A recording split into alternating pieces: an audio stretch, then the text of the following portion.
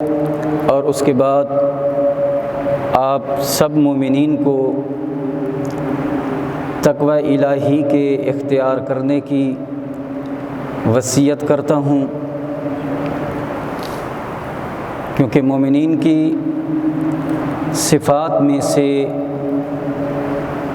ایک صفت یہ ہے کہ انسان پرہیزگار اور متقی ہو۔ اس کے بعد کیونکہ ایام عزا چل رہے ہیں،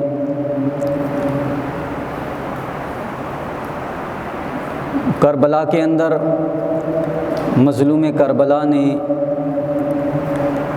دین کو بچایا ہے اور بچا کر ہمارے حوالے کیا ہے۔ اگر مولا امام حسین علیہ السلام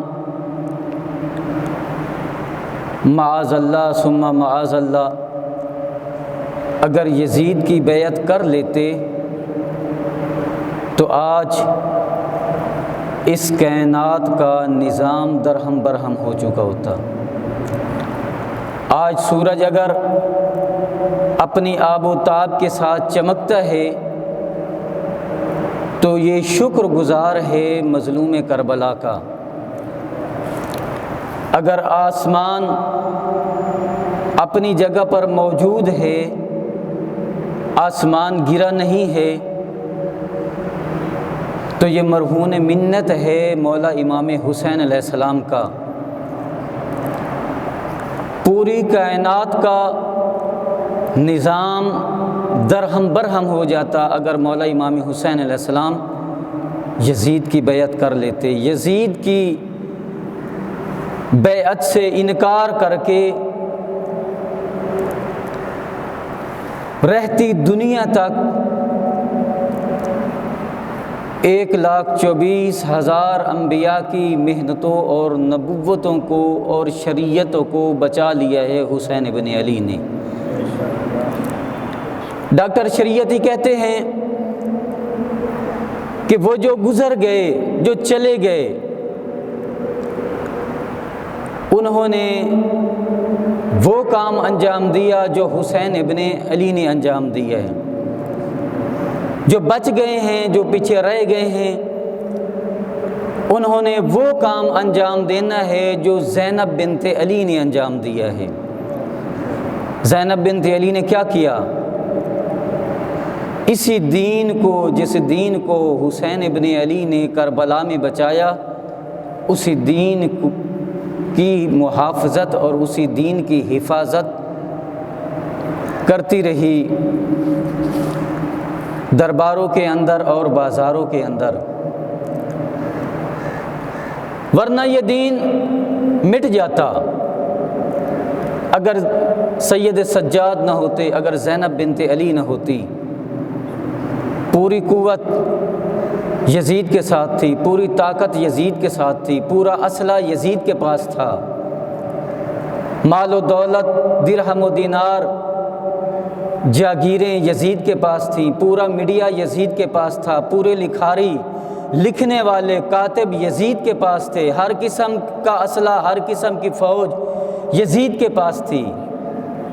لیکن مولا کے پاس تو بہت محدود چیزیں تھیں۔ اگر زینب بنت علی نہ ہوتی تو جتنا ان کے پاس وسائل تھے، یزید کے پاس ذرائع تھے، یہ دین مٹ چکا ہوتا۔ ایک کربلا، ایک بیابان، جہاں نہ کوئی راستہ جاتا تھا، نہ کوئی روڈ جاتا ہے، نہ کوئی سڑک جاتی ہے، جنگل تھا جہاں پہ یہ واقعہ ہوا، بیابان تھا، نہ وہاں کھانے کا بندوبست، نہ وہاں پانی کا بندوبست، نہ آنے جانے کا بندوبست۔ کوئی بندہ اگر پہنچنا چاہتا ہے تو بڑی مشکل سے پہنچتا ہے، پتہ نہ چلتا کہ کربلا کے اس ریگزار صحرا میں کیا ہوا ہے، شہید ہونے والا کون ہے، قتل کرنے والا، شہید کرنے والا کون تھا۔ آیا پردوں کو چھینا گیا ہے یا پردوں کو نہیں چھینا گیا، آیا خیمے جلائے گئے ہیں یا خیمے نہیں جلائے گئے، آیا کربلا کے ریگزار صحرا میں کون سا واقعہ پیش آیا، اگر زینب بنت علی اور سید سجاد نہ ہوتے تو ہر شے مٹ چکی ہوتی۔ لیکن اس بیابان کے اندر ہونے والے واقعہ نے، اس واقعے کے اندر اگر درباروں میں، اگر بازاروں میں یہ پھوپھی اور بھتیجا اگر خطبے نہ پڑھتے، اگر لوگوں کو حسینیت کی پہچان نہ کرواتے، اگر وہاں پر جا کر اپنے مظالم نہ بتاتے، یزید کا تعارف نہ کرواتے، حسین کی معرفت نہ کرواتے، تو یہ ہر چیز ختم ہو چکی ہوتی۔ اور اس بات کی گواہ ہے صاحب ریاض القدس لکھتا ہے کہ ہر شب جمعہ 1,24,000 انبیاء کربلا میں آتے ہیں اور آ کر اپنی رات کربلا میں بسر کرتے ہیں۔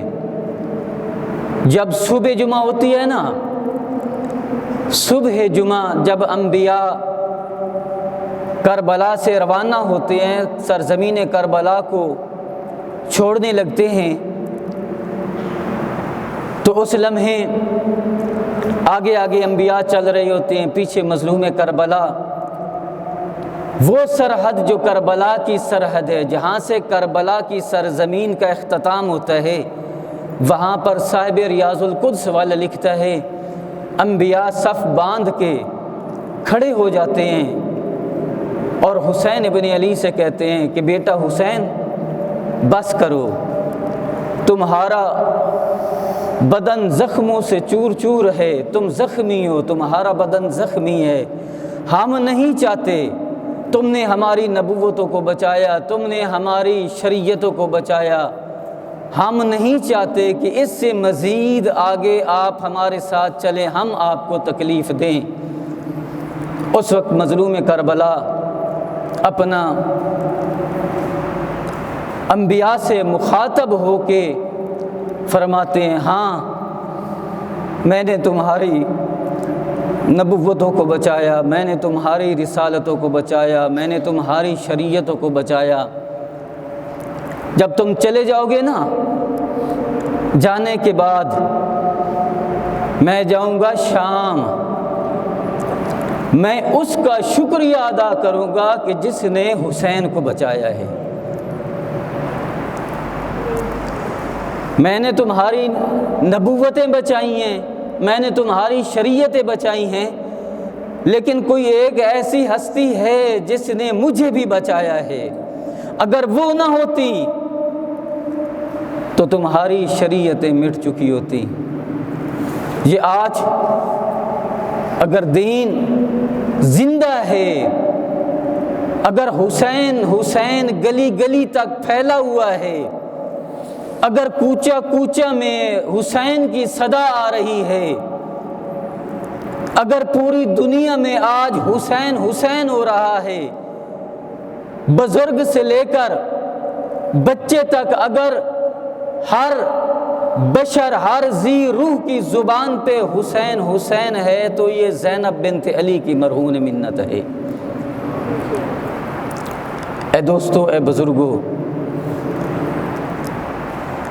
جس طرح مظلوم کربلا نے کربلا کے اندر دین کو بچایا ہے اور بچا کر سید سجاد اور زینب کبریٰ کے حوالے کیا، انہوں نے اس کی حفاظت کر کے ہم تک پہنچایا ہے۔ اب ہماری ذمہ داری یہ ہے کہ ہم جناب زینب کی سیرت پر چلتے ہوئے، ہم سید سجاد کی سیرت پر چلتے ہوئے اس اسلام کے محافظ بن جائیں، اس اسلام کے دفاع کرنے والے بن جائیں۔ ورنہ یزید تو ختم کرنا چاہتا تھا، یزید تو مٹانا چاہتا تھا، وہ نظریہ توحید وہ برباد ہو رہا تھا جس کا یزید نے انکار کیا۔ حسین ابن علی نے جان اپنی دے کر اس نظریہ توحید کو بچا لیا۔ وہ نظریہ رسالت وہ برباد ہو رہا تھا، وہ ختم ہو رہا تھا۔ یزید اس کا انکار کر رہا تھا۔ حسین ابن علی نے اپنی جان دے کر اس نظریہ توحید کی حفاظت کی۔ وہ قرآن، یزید اس کا انکار کر رہا تھا۔ یزید کہہ رہا تھا نہ کوئی قرآن ہے، نہ کوئی وحی ہے، نہ کوئی محمد ہے، نہ کوئی قرآن آسمان سے اترا ہے، یہ بنی ہاشم کا رچایا ہوا ڈھونگ ہے۔ لیکن ہر وہ حکم کہ جو محمد مصطفیٰ پر وحی کی صورت میں نازل ہوا، نواسہ رسول نے اپنی جانیں دے کر اس کو بچا لیا۔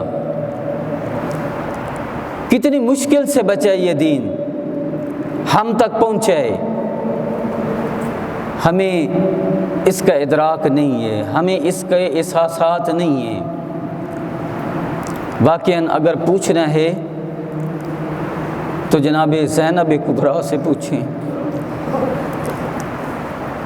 کہ جب اس زندان میں، جو شام کا زندان تھا، اس کے اندر ایک مرتبہ جب بی بی بیٹھ کر نماز پڑھ رہی تھی، مولا سجاد نے پوچھا، پھوپھی اماں آپ شریعت سے تو واقف ہیں، آپ کو مسئلے کا تو علم ہے کہ جو ٹھیک ٹھاک ہو، صحیح و سالم ہو، وہ اس کا فریضہ یہ ہے کہ وہ کھڑے ہو کر نماز پڑھے، آپ بیٹھ کر نماز پڑھ رہی ہیں۔ اس وقت جناب زینب نے کہا، بیٹا سجاد، زندان شام میں جو کھانا ملتا ہے وہ کھانا اتنا کم ہوتا ہے کہ سارا کا سارا میں بچوں میں تقسیم کر دیتی ہوں، میرے کھانے کے لیے کچھ نہیں بچتا، میرے بدن میں اتنی طاقت نہیں ہے کہ میں کھڑے ہو کر نماز ادا کر سکوں، اس لیے میں بیٹھ کر نماز پڑھ رہی ہوں۔ جس بی بی نے زندان شام میں بھی نماز کو ترک نہیں کیا، بعض اوقات سمجھ نہیں آتی، ہمارے نوجوان، ہمارے بزرگ، ہماری مائیں، ہماری بہنیں پتہ نہیں کیسی اس نماز کو چھوڑ دیتی ہیں۔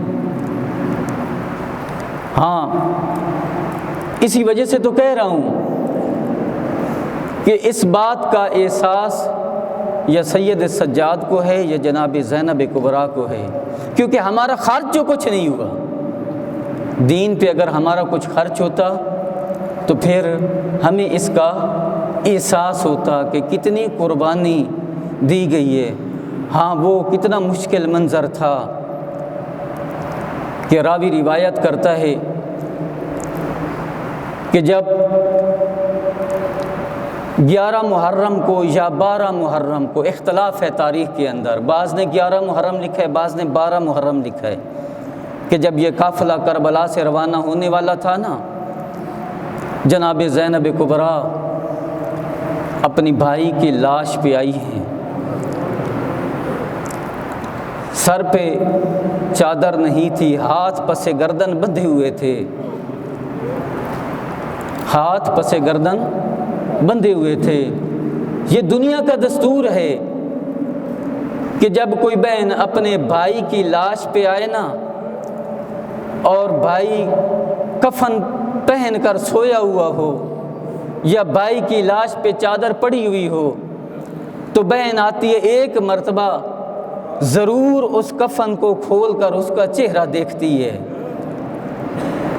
اب جب علی کی بیٹی اپنے بھائی کی لاش پہ آئی ہے تو علی کی بیٹی کے ہاتھ بندھے ہوئے تھے۔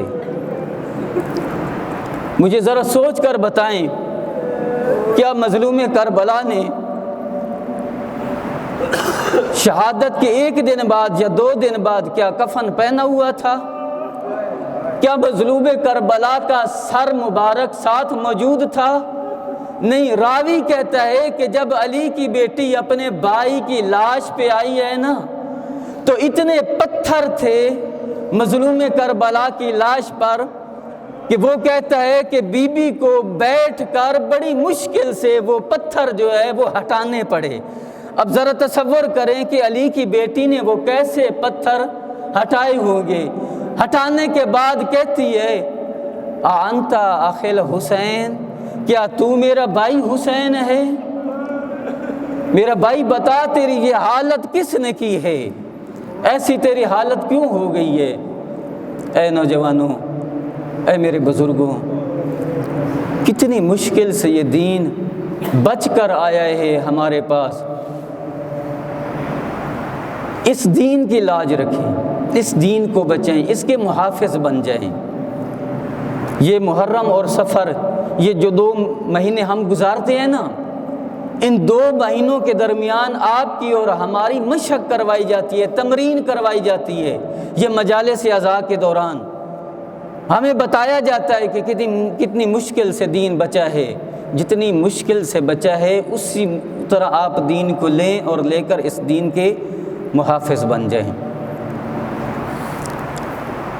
اور اسی کے ساتھ ایک نکتہ والدین کے احترام والا۔ آج اکثر والدین پریشان ہیں، جیسا کہ میں اکثر بیان کر رہا ہوں کہ بچے اپنے والدین کا احترام نہیں کرتے، اور میں کہا کرتا ہوں کہ پورا کا پورا دین آپ کو کربلا سے ملے گا۔ پورا کا پورا دین اگر تلاش کرنا شروع کر دیں نا، نکتے دیکھنے شروع کر دیں، تو پورا کا پورا دین کربلا سے ملے گا۔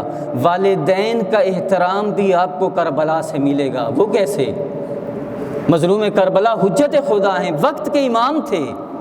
جب اپنے شہزادہ علی اکبر کو میدان کی طرف روانہ کر رہے تھے نا، کہا بیٹا میری طرف سے اجازت ہے، چلے جائیں، لیکن ایک مرتبہ جائیں، اپنی ماں سے اجازت لے لیں،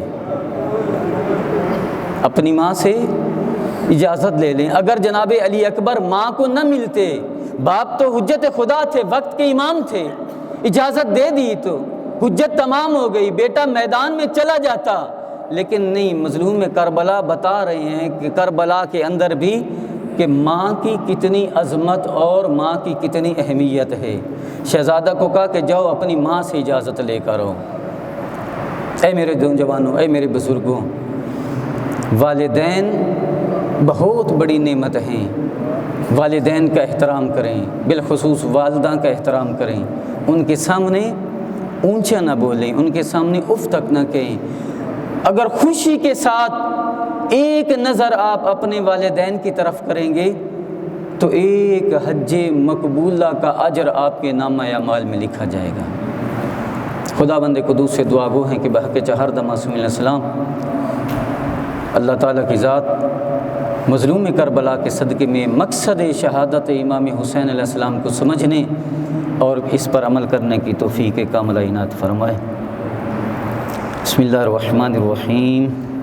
ان اللہ وملائکتہ یصلون علی النبی یا ایھا الذین آمنوا صلوا علیہ وسلموا تسلیما۔